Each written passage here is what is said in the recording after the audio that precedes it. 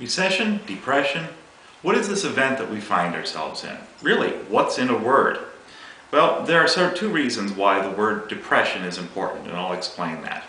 The first is that a sense of urgency has been missing from our politics and news analysis, as we've been easily distracted by side issues that seem expedient at the time.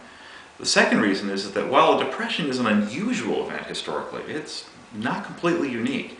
We've learned a lot along the way about how to handle it. In fact, we're in roughly the fifth depression in U.S. history, the first one being when President Monroe first used the term to describe the downturn of 1819. But whatever this event is, we're not going to get past it until we learn how to tackle it directly. What is a depression? Well, there are two generally accepted definitions. The best we have is a large-scale recession lasting 2 years or more, or a decline of the real inflation-adjusted gross domestic product of more than 10%. This chart shows how we fared over the last decade. The data is taken from the St. Louis Federal Reserve's excellent resource of data on the web. The green line is the official change in the inflation-adjusted gross domestic product, or the sum of everything we make in this country from year to year, which shows how there was a recession in 2001, as is official. And then there was some robust growth before the big crash in 2007. The blue line takes out the federal deficits over the same period. Taking away the net change in home equity withdrawals during that same cycle gives us the red line. The home equity withdrawals peaked at 2.7% of GDP, so it's not an insignificant number. What this means, if you take out all of those different things, is that the rest of the economy, everything except federal deficits and home equity cash-ins, has not been growing for a solid decade. Both general definitions of a depression would have been met in turns over the 2000s. Here's another way of looking at it, though, that's even more stunning. It shows the percent of the population that's in the active labor force, taken directly from the St. Louis Federal Reserve. The shaded areas are the official recessions.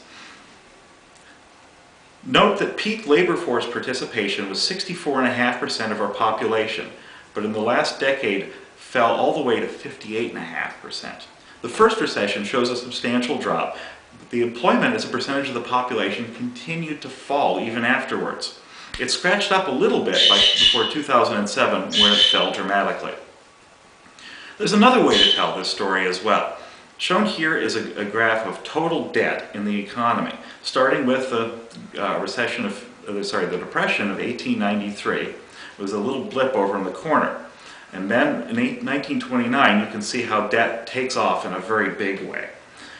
Why do we have those cycles of debt? Because basically, when everything is going well, borrowing money is great. You're investing it in your equipment and manufacturing. In 1929, that was mostly car manufacturing. But when everything stops giving you the return, the debt piles up as everybody tries to keep the party moving.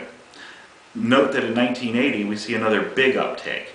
That doesn't become a very big deal, passing the level of 1929 until, yes, 2001. Right now we're looking at 380% of the economy is held as debt, or in other words, 3.8 years of total production is the debt. This isn't federal debt, this is the total debt of people, businesses, and the federal government, all combined together. Now there are many ways of telling this story, but those are the most dramatic. What they do is they link these recessions together into one larger event, a managed depression, where the only real growth came from federal policy. The government itself ran a large deficit while the Federal Reserve kept interest low, both encouraging all kinds of new debt being taken on. Without these two policies, the two recessions would have clearly become one large depression. This is what makes this managed depression different from previous depressions, such as the Long Depression of 1893 or the Great Depression of 1929. In a sense, our system worked perfectly. As President Obama has said, our action prevented a second Great Depression, and that's backed up by the data. A cynic would say that rather than providing clear management, the government has done little more than paint the tape, manipulate the economy so that the right numbers come out at reporting time. And that's the pitfall of a managed depression.